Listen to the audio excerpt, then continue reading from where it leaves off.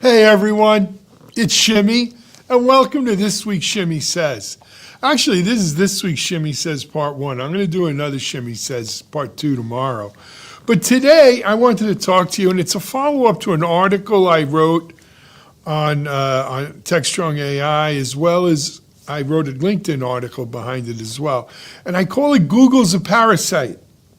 But before I get into Google being a parasite and what I wrote, I got to tell you what happened after I wrote it. You know, I wrote that article like on Monday, Tuesday, ready for it for Thursday. I wake up this morning, though, and you know, sometimes the news has the decency to just show up at the right time and prove your point for you when things go right. Not that often. But, you know, the European Union just announced that they're fining Google 890 million euros, about $1 billion, for violating their Digital Markets Act. Part of that fine is for favoring Google's own shopping, hotel, transportation, and sports services inside of Google search. The rest is for restricting app developers from steering customers towards cheaper offers outside the Google Play Store. That's important by itself.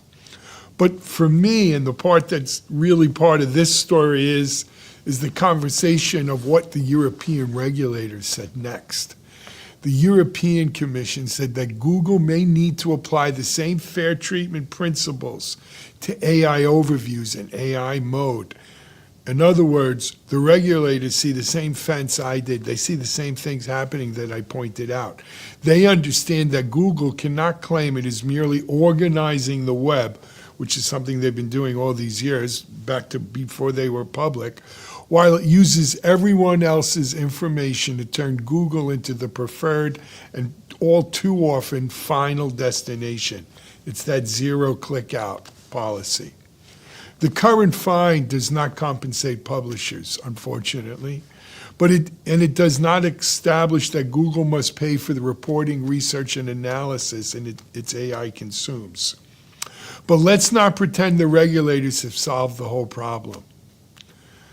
But they've built the bridge. This is the opening of the legal aspect of this argument. Because you see, Google's a gatekeeper.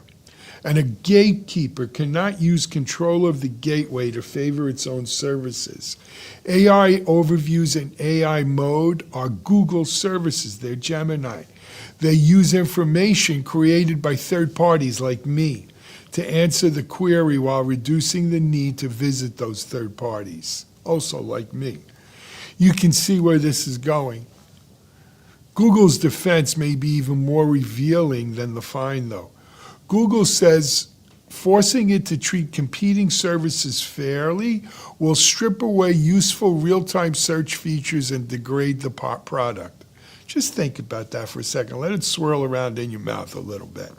Google's saying its product becomes worse when it cannot take information and services produced by other people somewhere else and then package them inside Google and keep the customer there.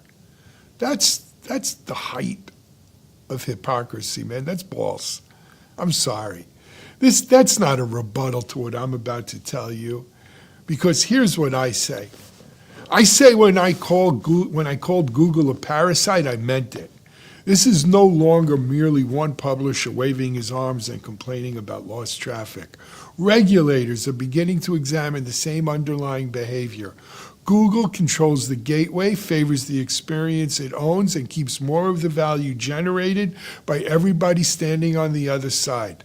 The European Union has not torn down Google's fence, but it has to put up a sign saying the fence may violate the rules.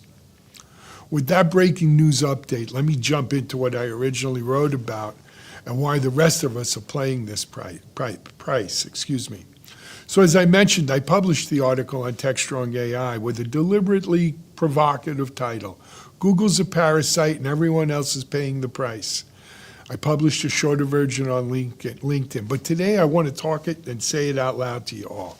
Because this isn't just another story about Google changing its search algorithm. We've all lived that life and jumped to those, to that beat for too long. It's not another publisher whining, as I said, about traffic going down. And it's not a nostalgic plea to please bring back the web of 2012. It's not what it's about. This is about Google breaking the economic bargain, the covenant that helped create the whole entire open web, and forcing everyone else to renegotiate their relationships that were built on top of that bargain. Who am I talking about? I'm talking about publishers. I'm talking about marketing and PR agencies. I'm talking about vendors, people who want to reach audiences, the audiences themselves, readers, listeners, viewers. All of us are now dealing with the consequences of this decision that Google made unilaterally. Google is taking my content, your content, their content, everyone's content, and keeping the click. And yes, there's a word for that. There used to be a symbiotic relationship. What they are now, parasite. Now, before everybody up in Mountain View gets their Google-colored panties in a bunch, let me explain what I mean. For the past several years, the world has been arguing about whether AI companies stole the material they used to train their models. It's pretty ironic. They actually now claim the Chinese did the same thing to them. But in the meantime, authors sued, artists protested, newspapers demanded compensations. The Congress and held hearings, in the Senate, I believe, as well. Publishers have been able to negotiate licensing agreement with the various model makers.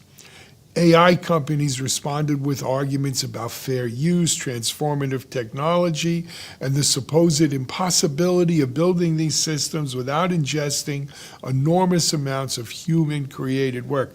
Not just human-created work, our created work, your created work, all of our created work. The lawyers, they've been arguing about it, whether or not it's stealing.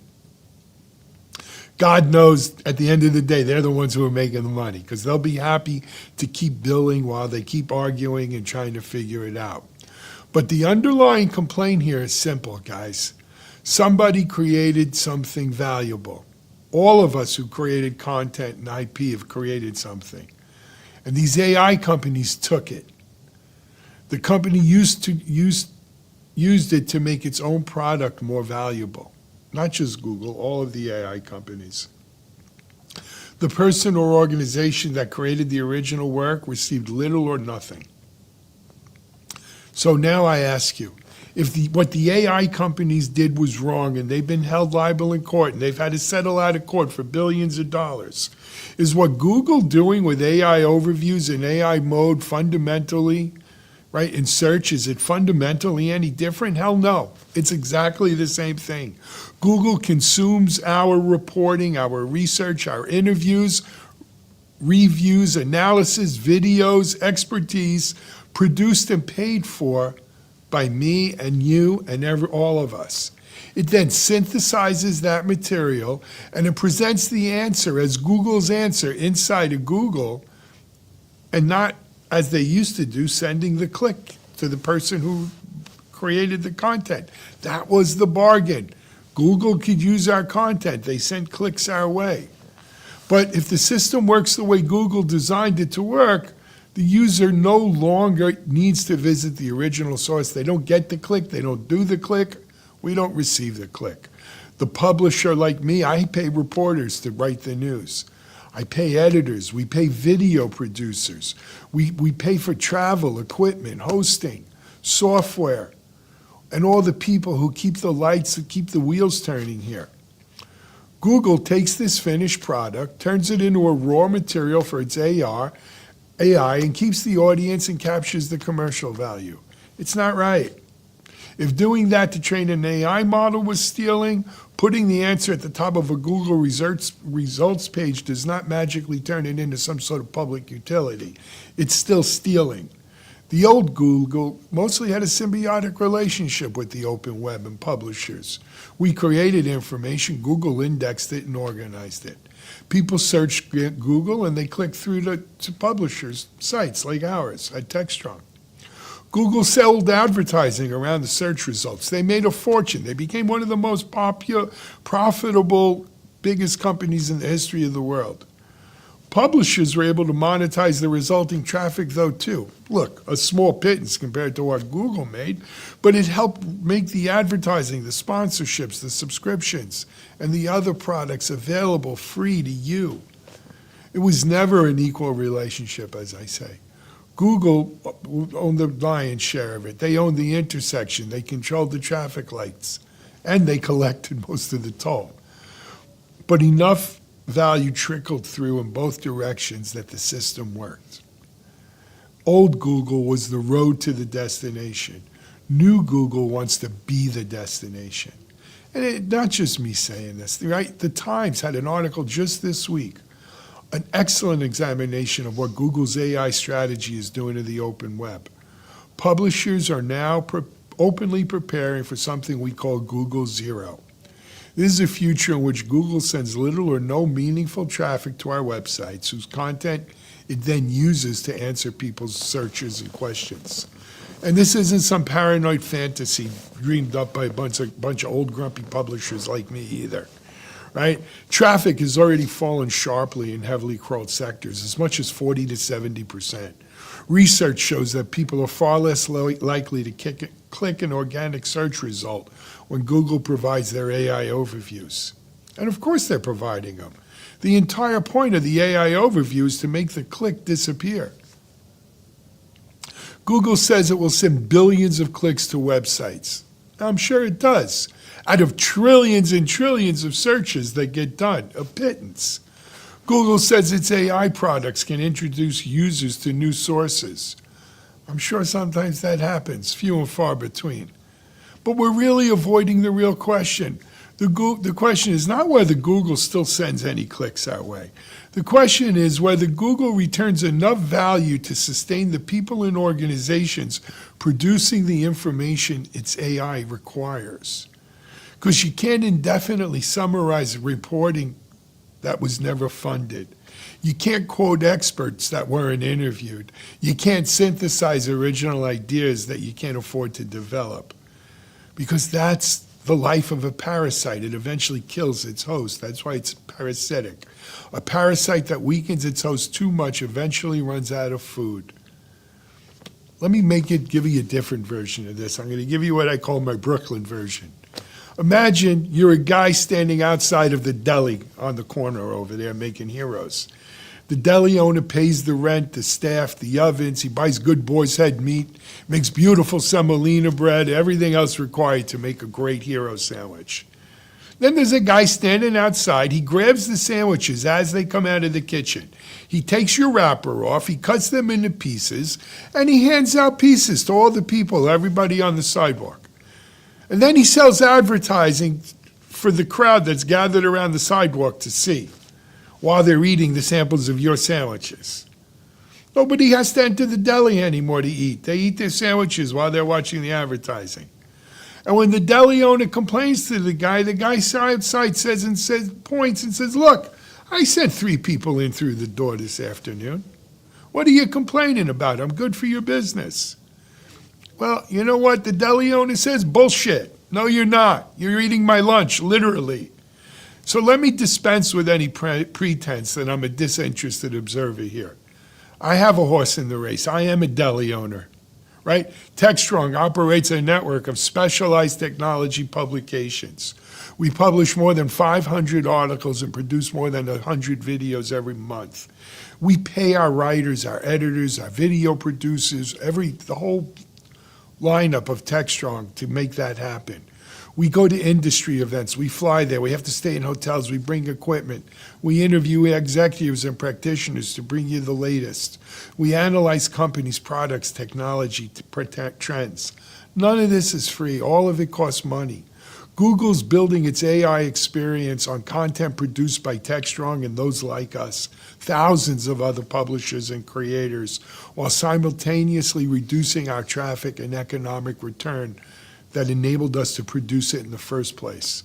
People in the media business have been reluctant to say this too loudly because Google's powerful. Google still supplies a share of the traffic most of us receive. But the comfortable strategy to whisper about it in the hallways is a problem. because you keep feeding the machine and hope somebody else complains first. If I got to be the first person to complain, here I am.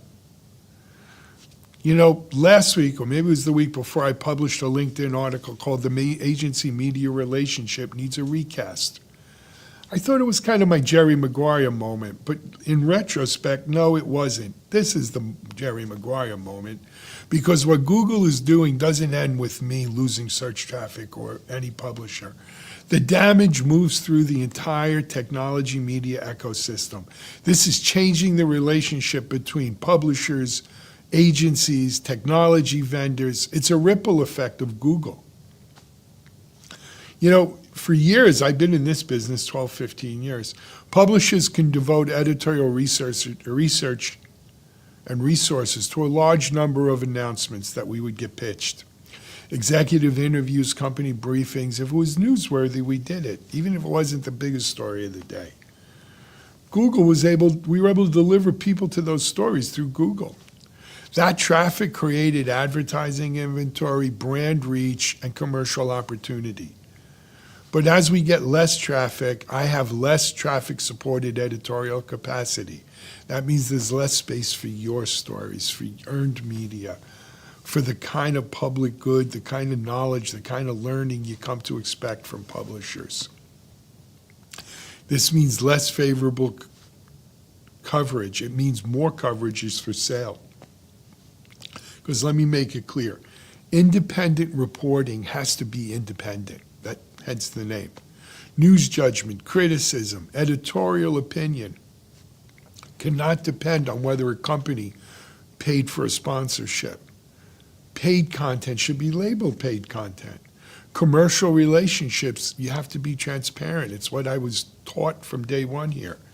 The editorial firewall matters more now, not less. But editorial independence cannot mean unlimited professional production or demand for free. Every day, agency contacts our publications by the dozen, offering a pitch, a CEO, an announcement, a new survey, or something. And there's legitimate editorial value, but we don't have the money to produce and distribute that content because it costs money. And when we're not getting the traffic, we don't have the money. In turn, I'll make suggestions about sponsorships, advertising, webinars, video packages, or anything to help monetize the business model in lieu of the loss of the Google traffic. A lot of you agencies out there, I know you're just earned media, you can't discuss budget. We don't want to go around the agency and go right to the editorial, make your editorial pitch, turn it into a disguised sales lead. We need my agency friends out here to bring the opportunity back to the client. The vendor receives little or no coverage otherwise. You know what, guys? Everyone walks away frustrated. The process was designed for a media economy that Google is now dismantling. It's not the agency's fault. It's not the publisher's fault. We all operate within the mandate that we've existed in. The vendors, they frequently separate PR from advertising, from AR and content demand gen events. They're all in different silos. Sometimes these groups behave as though they work for different companies. Sometimes they do. And no, it's not evidence that publishers like me are suddenly greedy. We just don't have the search-supported capacity to say yes to every legit request anymore. Never mind some of the mediocre stuff that gets dressed up as pitches today. Vendors need to broaden the mandates they give their agencies. Agencies need to be able to identify legitimate commercial media opportunities to bring back to their clients without pretending every valuable form of exposure fits inside the earned media box. Publishers have work to do, yeah. We need simpler products, clearer prices, transparent labeling, and fewer proposals that require a Rosetta Stone and a finance degree. Nobody should be able to buy favorable editorial coverage, though. But nobody should expect a publisher to produce a guaranteed executive interview, an event floor video, a webinar, or a custom program distributed to the audience and absorb the cost. Google hasn't just disrupted the vendor-agency-publisher relationship, though. It's also forcing a change with you, our readers, our consumers. And that's really uncomfortable for me as a publisher. Because we never put anything, very little, behind a reg wall. Everything was out there. You could come in through Google, read any of our articles, never return. You didn't have to register to read it. You didn't get the pop-up that said you had to register. You could come once a month, once a year, or every day. If you didn't want to register or subscribe, it was okay. We had enough traffic. But that system's now disappearing, guys. It's done. If Google no longer sends the people, publishers have to build direct relationships with you. Because if you value our work, we're going to ask you to register, subscribe to our newsletters, memberships, premium content, video, events, and communities. Some publishers may even ask you to pay for their content. Can't help it. We've got to put more of this content behind these reg walls. I know a lot of you, especially people in tech, you don't like that. I don't blame you. I don't like it either. Technology and cybersecurity audiences especially understands what happens when you give out personal information. Too many companies already have our email addresses, our titles, and our phone numbers and everything else. We've all endured the spam, the breaches, the retargeting, the well-timed but helpful sales calls that we all seem to get with a spam risk warning. Your reluctance to fill out the form is completely rational, I get it. But we don't have another way. I need you to. Here's the uncomfortable truth of it. Google broke the exchange that allowed people to consume professionally produced content anonymously while somebody else paid the bill. So if you value independent technology media, publishers, people like me, we're increasingly going to need something directly from you. It might just be your email address, it might be signing up for a newsletter, it might be registering for that event, becoming part of the community. At some point, it might be a subscription. It creates a responsibility for us that we have to deliver value. We have to honor your information, guard it securely, and we have to deliver value. Can't treat every registered reader like a wounded gazelle that wandered into the funnel. We have to provide continuing value. So, my friends, let me wrap it up here. The answer is not to replace Google's fence with a publisher's hostile maze of pop-ups, forms, and paywalls. If a website wants your resume, your blood type, and the name of your firstborn before showing up, or showing you at least the second paragraph, that's not a relationship. That's an obstacle course. The New Deal has to have a real exchange. We provide credible reporting, informed analysis, specialized expertise, worthwhile communities. Audiences provide identity, engagement, participation, and in some cases, financial support. Nobody gets to keep every advantage of the old system. Publishers cannot expect guaranteed Google traffic. My agency, PR agencies, you can expect a lot of earned coverage. Vendors can't demand professional media products without providing budget. Readers cannot expect an endless supply of expensive, specialized content catered to your needs without remaining permanently anonymous and unreachable. And Google, now you know what we'd say in Brooklyn, what Google can do. But they cannot continue using the open web as free raw material while starving the people who create it. And that's what makes this my real Jerry Maguire moment. I'm not just calling out Google. I'm telling agencies that their model must change. I'm telling vendors that their budgets and processes must change. I'm speaking for publishers, including here, that we must build better products, earn direct relationships, and cultivate them. And I'm telling our audience that keeping independent technology and media alive may require something from you too. I don't expect you all to applaud. I won't get the pretty girl like Jerry Maguire. Well, I got a pretty girl, but not Jerry Maguire. And I don't want to leave the room with a standing ovation, but somebody has to say it. The old internet gave us all a comfortable arrangement. Google broke that arrangement. It took our content and kept the click. And now the rest of us have to build a new deal, one based on transparent value exchanged among publishers, vendors, agencies, and the audience. Google may exist, the open web exists to feed its AI. Vendors may believe the media exists to amplify their announcements for free. Readers may believe professionally produced information can remain unlimited, anonymous, and costless, but none of those are going to pay for the next article. Keep the lights on here. Google built a fence, and it's up to us now to find out, are we the ones who end up trapped behind it? Because Google's going to be standing outside handing out pieces of our sandwiches. That's what Shimmy says. I'm done. We'll see you next week. Shimmy says, shimmy says, shimmy, shimmy, shimmy says, ask me on the stand.